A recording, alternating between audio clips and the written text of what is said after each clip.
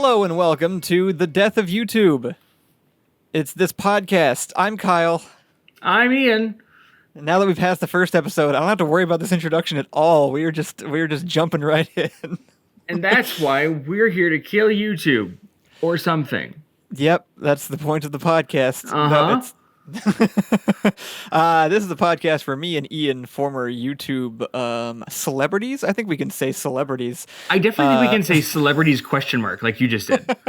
I think that may talk be about exactly how we say our it. experience on YouTube and on the internet making videos for a living. We made you and I once were entirely salaried by internet comedy sketches. We were professionals.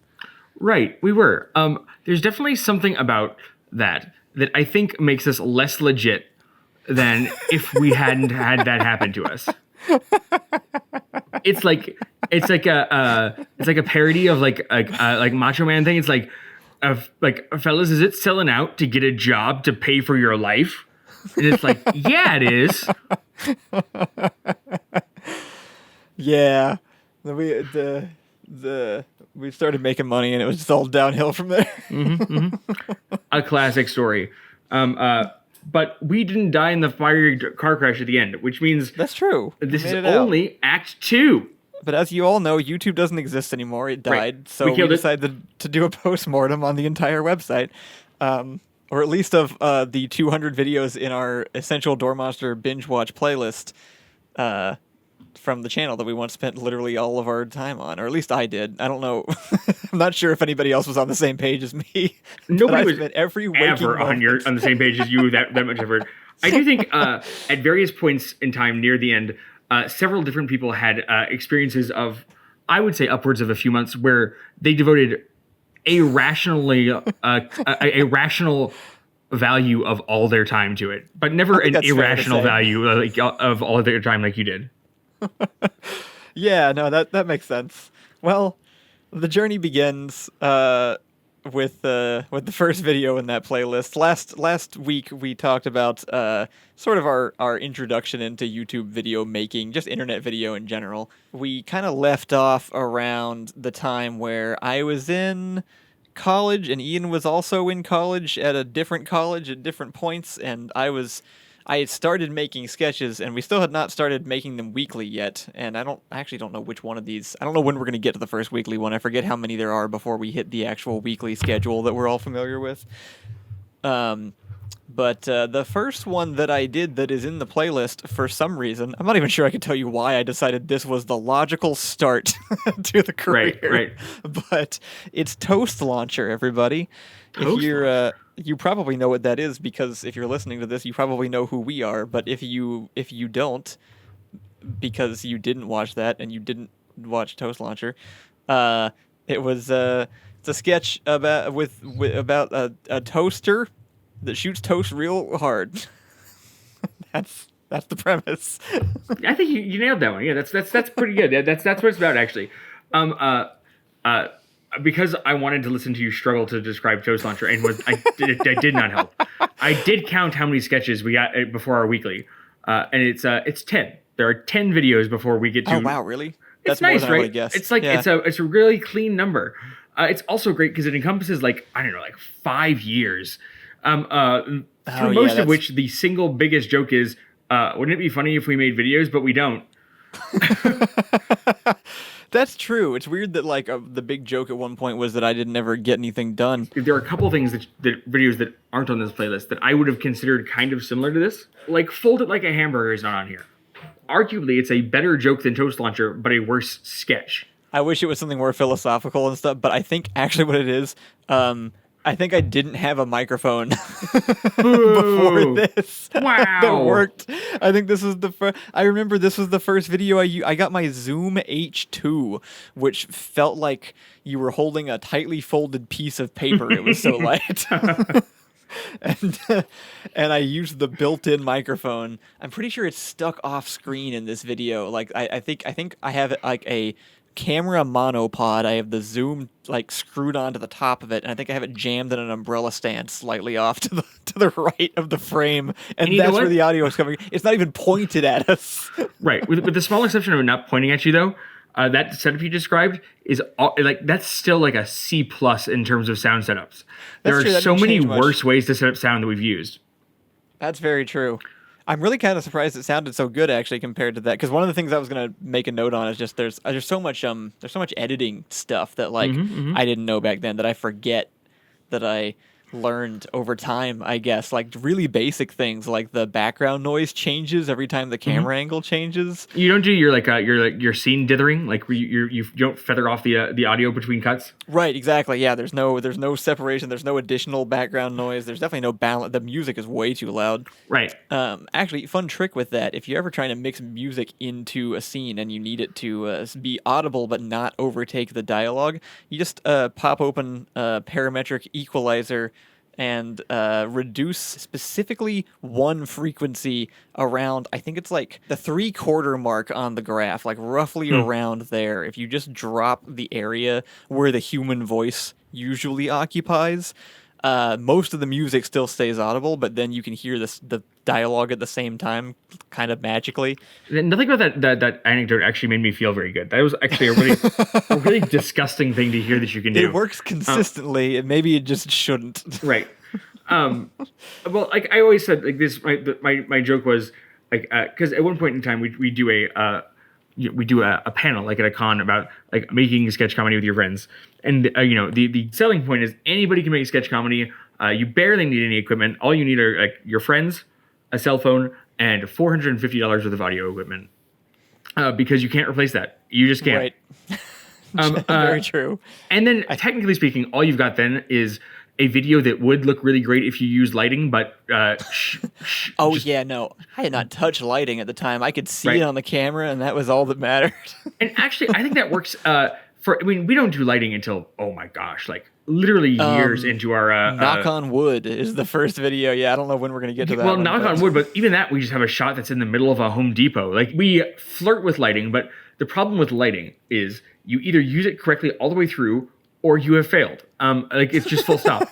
Which is why, for a long time, we just shoot things outdoors because the sun doesn't miss. Yeah, pretty much. Okay, so first thing I would like to bring up about this, there's this man in my Door Monster video, and I don't know who he is, and I'm not sure that I ever met him, and I want to know where he is, what he's doing, and why he has a happier life than I do. Yeah, nobody else was there in Door Monster except me. This was like, I had started at the Art Institute. Everybody else was far away at their own colleges, so we didn't have like a team in any way. This was just me trying to make something because I was getting the itch, and I was at film school and I wanted to be able to film something and had this new equipment. And I'd recently reconnected with my friend from elementary school over this crazy new website called Facebook. Where you could just look people up and they'd be there. So I looked up my best friend from elementary school who I had lost contact with, and sure enough, there he was. I reached out to him, and he was like a theater nerd, and we both specifically loved Julian Smith sketches. So I was like, hey, I occasionally do these comedy sketch videos. Do you want to be in one? And so this is his house, and he. Obviously, I think he performed pretty well for a high schooler in a comedy sketch on YouTube. Oh yeah, he did, for sure. And I did whatever it is I do every time. Right, it's not a fair comparison to make. It doesn't. It worked out. Also, just real quick, what's his name? His name is Aaron, and he also was going to be in a movie that I was going to make called Airsoft, which we've talked about before. And we didn't end up making the movie because it was a feature-length action movie, and I was in college a year too early. So it didn't happen. I couldn't drive when we first started coming up with this movie. It's very funny because I think like within like, I don't know, maybe like 18 months, you just made a full-length superhero movie instead? That's true. We did do that at the end of the college, but that you got to go through. Yeah, I had the whole education at that point. Right, I guess so. Yeah. Anyway, Aaron moved away, and I think he became very successful at whatever job he had in a different state, and I haven't talked to him since. That's the kind of thing you say when you killed a guy and are covering it up. There was such an unconvincing lack of specificity there. And a Try very to quick. fact check me. You can't. You can't do it. No, I remember because when I first started hanging out with this, like with you making sketches, it was always like you were very clear. Like he was the actor, right? You just acted sometimes because you had to, but he knew how to act, which is very funny because that's literally the only time we ever valued that. All the way up That's a up good until point. Skyvault, the ability to act was something we maybe possibly selected against. Yeah, no, at some point I was like, that could be learned by anyone. That's fine. We don't have to worry about that. I'm trying to remember how I got this specific idea. It does kind of introduce the me making dangerous objects sort of haphazardly and then bothering presumably a roommate with them, which Yes. turned into a recurring character throughout the rest of our videos. Several characters, really, actually. Yeah. There's several character groups that would probably fit this mold. You're right. It is actually like the DNA is there. Yeah, and it also was the first time that I used movie magic, by which I mean I threw toast at Aaron from off screen. Wow. For the sake of the effect.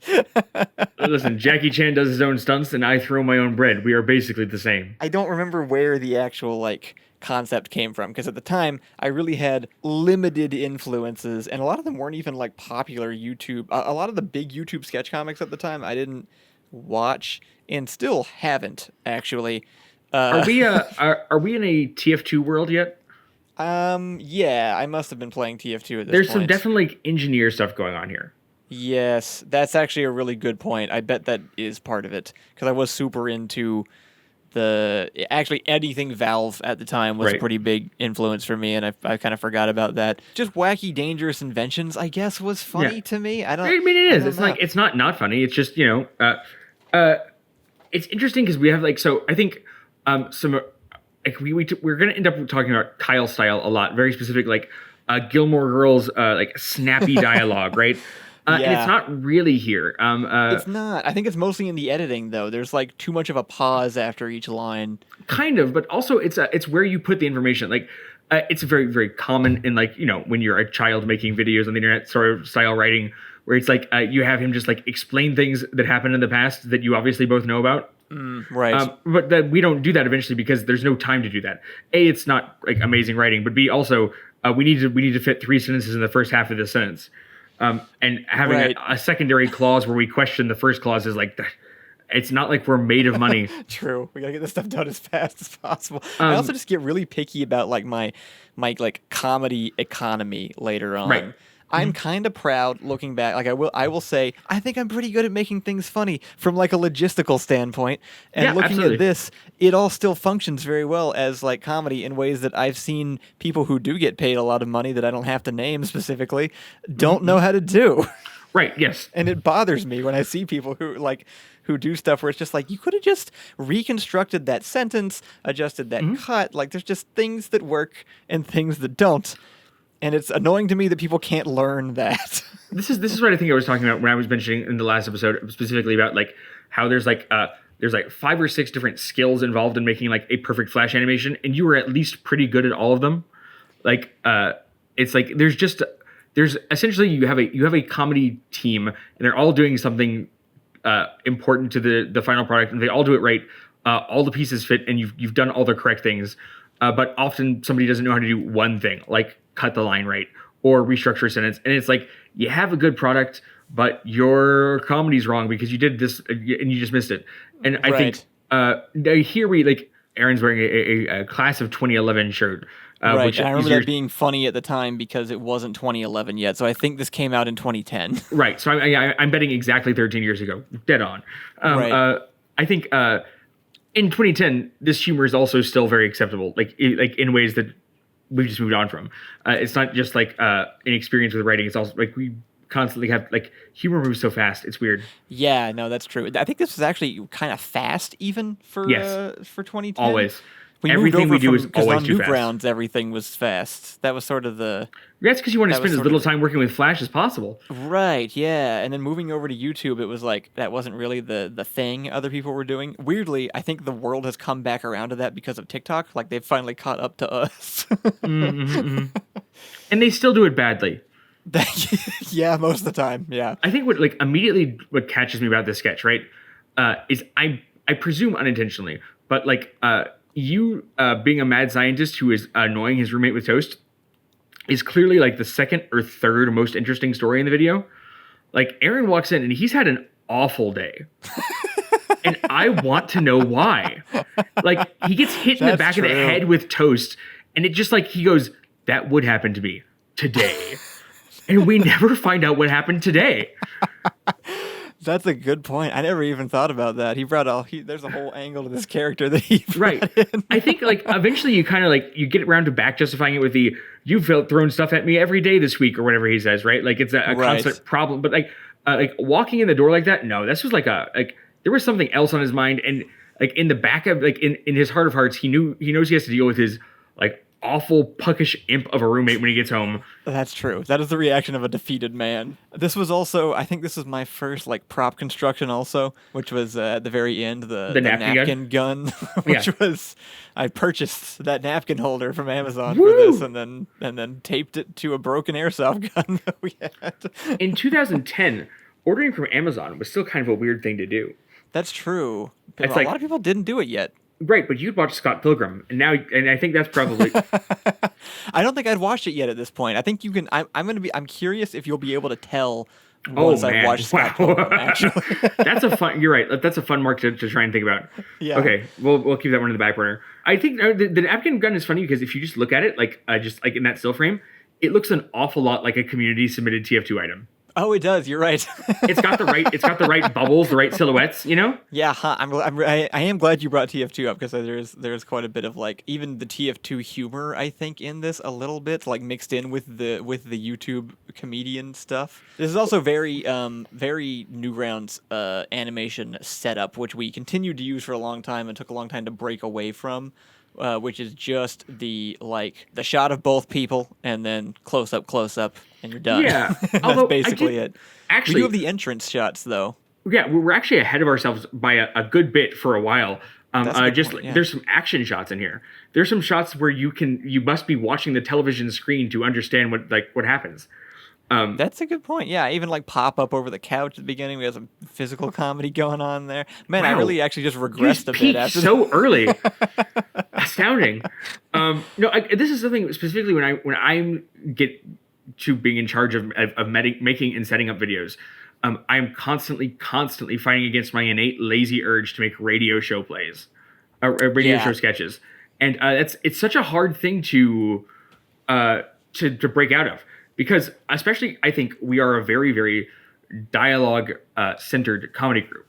What's funny Yeah. largely are the words. I mean, the visuals are absurd and they sell it, but if you don't hear the words, you're not getting the joke. So our natural base is the close up, back forth dialogue shot.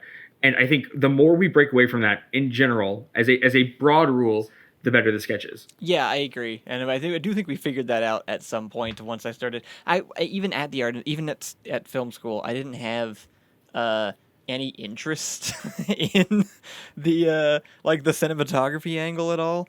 I just wasn't something I was like particularly focused on, and I was almost entirely focused on writing and trying to get. I remember I eventually stopped trying so hard, and I think kind of found a groove, but I still think around this time I was trying so hard to be funny. Like it was so important to me that I did not see myself as being effectively funny, as being able to like come up with good jokes or match any of the stuff I was watching.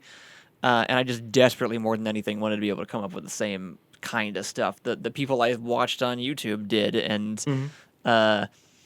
so I was like 100% focused on that, and that's why the entire video is yellow and not lit, and why I didn't care about what camera settings were. This is also recorded onto a tape, so even if I knew what the camera settings were, I don't know if I would have been able to do anything with that. I think it's also important to mention, in case somebody is like watching who's, I don't know, born in 2007 or something, back in 2010 when this video was made, That year. that year, 2010, people were not still recording on tapes. That's like, this isn't one of those like, this isn't like a, I don't know if my mom knows what an 8-track is. I don't know if my dad was around for the gramophone. Like this is the tapes were not concurrent technology. Yeah, no, that's a good point. I hadn't thought about clarifying that, but this was 2010. We were using people had SD cards. I just didn't. I just had this tape-based camcorder that I had gotten for my graduation gift. And actually, I think this it's what's interesting about that is because it is like, okay, let's do like just a quick skimmy look here. Easily for like the first, I don't know, 20 to 30 videos of this playlist, probably a great deal more. Certainly like for a huge foundational part of our like learning curve, right? We have to worry if we are running out of tape. Oh yeah, you're right. That's such a funny constraint. And it improved us so much. It did, actually. We kind of got a little bit sloppy after we switched. Right. It's like, we have to get this in 4 takes. We got to make them fast because we want to fit a 5th take on the tape. It's like, we can't and spend a whole that, we gotta preserve 10 minutes for community comments. Right. Back when we were doing that every week. And it's like, that's such a silly fake constraint. It's like playing a Spider-Man game and running out of web fluid. It's like, why did anybody think this would be fun? Who designed this profession? Yeah, no, we were just placing. It was just this time limit that got set on everything, where like the camera could only be rolling for this amount of time, and you couldn't do anything about it because if the tape was full, you couldn't if I didn't have enough extra tapes, then I had to. That was it. Or more importantly than that, transferring the footage onto the computer required playing the tape back in real time because it literally was just capturing the footage off of the tape. Now, see, here's where this is a little personal, fun little game I was playing with myself, which is when would I have quit doing what Kyle was doing? And it is definitely when I have to spend 2.5 hours of playing out tape onto a computer before I can see how much I don't like what I made. Even know what a FireWire cable is? I remember FireWires. Do you? Wow. I never used one. I only used it for this. I don't even know what else they were for. I only used it to plug my DV video camera into my desktop computer. They were going to be real hot. It's called FireWire. It rhymes. It's so fast. I think it was the new USB, and then they were like, wait, USB 2, and everyone was like, oh, well, fuck this FireWire thing. Well, the FireWire couldn't charge anything, right? That's the problem. No, it was strictly a data transfer cable. And so once people realized, I think it's funny that it took us 2 revisions as a society to immediately go, absolutely not. I cannot keep a track of this one card. I'm not keeping track of 2. I'm going to be super real with you, Chief. Right? A non-charging cable might as well actually be like the box it comes in. It is immediately getting thrown away. But yeah, no, it's definitely I still can't actually. My personal weakness in video production is editing. I can make do basically every other part of it. I've never really tried VFX. Okay, probably also not great at that. But I actively am defeated by editing. I don't have the patience for it. And that is, even with that, I get to skip around in the footage I'm watching. But I have put off video editing projects for weeks because I know that when I plug that SD card in, I'm going to have to sit there and watch all 4 hours of footage that I shot. And I just will not do that. I will spend 2 weeks not watching 4 hours of footage. In my experience, that's pretty common. I don't know a lot of people, being into editing is something that you have to very specifically have, and I'm not sure that I did. Maybe nobody does. Maybe it's just like a Stockholm syndrome thing after a while. You just kind of have to want the finished product enough. I only know one person who has ever enjoyed editing. Even Matt, who's really good at it, is no, I hate it. This is not fun at all. This is just a necessary part of the process. I'm trying to think of something else to bring up about this particular video. So I think you've put in dialogue that implies all the information we need to know, right? I will get another roommate. They are roommates or whatever, right? But also you've made zero attempt to dress that. Look at this house and tell me that any 2 people of this age would ever own this house. No. Yeah. Right? No. There's it's just astounding that it's so unbelievable. It is more likely and less absurd that you 2 are brothers pretending to be roommates playing an imagination game in the actual meta, in the actual fabric and reality of the video than it is that 2 roommates own this house. Yeah, no, it's ridiculous. Actually, there's a lot of stuff that I'll rewatch that I've made before, and it genuinely sometimes the fog will clear, and I'm like, how did I think the world worked. Right. Like, based on the context of the, I think I just watched a lot of Friends. And so if two people the same age were in a house together, they must be roommates. What, like, I don't know. Right. It doesn't matter what the house looks like. It certainly doesn't matter in Friends. Yeah. So it's like at some point we start caring about what's in the background, but it's definitely not immediately. Yeah, it's visual stuff, and it's just in the dialogue. I think I think I just put like the first thing I could think of that seemed funny and on theme I would put down, but I wouldn't really think about how much sense any of it made. And I guess I'm trying to think of examples, but I think what it is more of this vague awareness that I've created a very strange reality that probably reveals too much about what I don't know. And I wonder how many people watch my videos and go, that was a weird choice.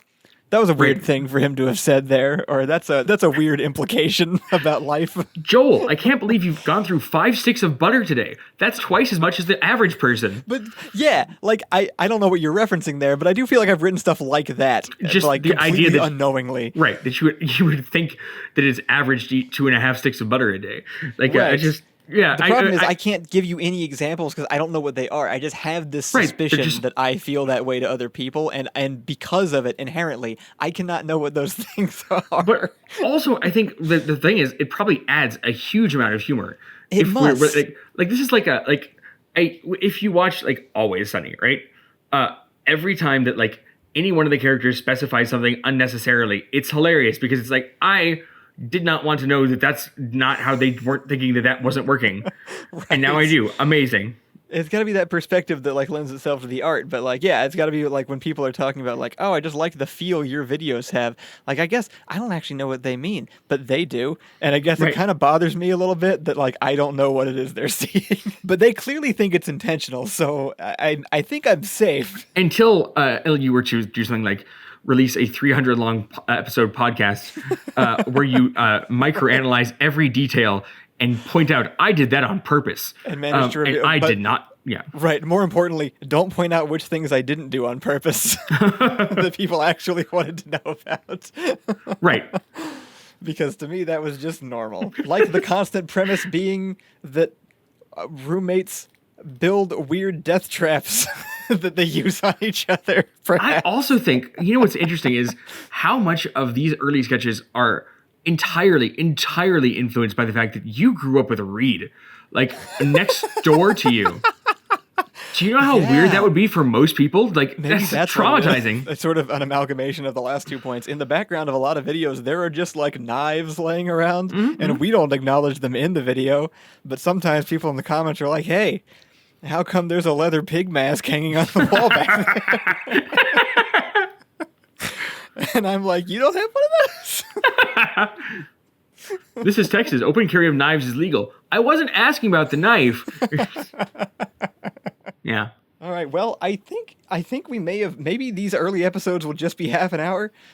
Yeah, I was really wondering how much you intended to like really stick to this idea of torturing Toast Launcher in 45 minutes. I was gonna let it kind of go for just as long as it felt like it carried and let the tangents take over. But maybe for these first few, it'll just be half an hour, and who knows? Maybe we'll like once we have guests on, there may be more to talk about, and that may expand into like longer things. But there's I feel like we definitely push the boundaries on how much commentary can be applied to this 1 minute long 40-second sketch. And somehow I didn't even mention the fact that this is the oh no, my phone, that this is the one sketch that I've made that has bloopers at the end of it. Right. Actually, I was going to bring this up because the funniest part of the video is that the toast actually sticks to the wall after you've launched it.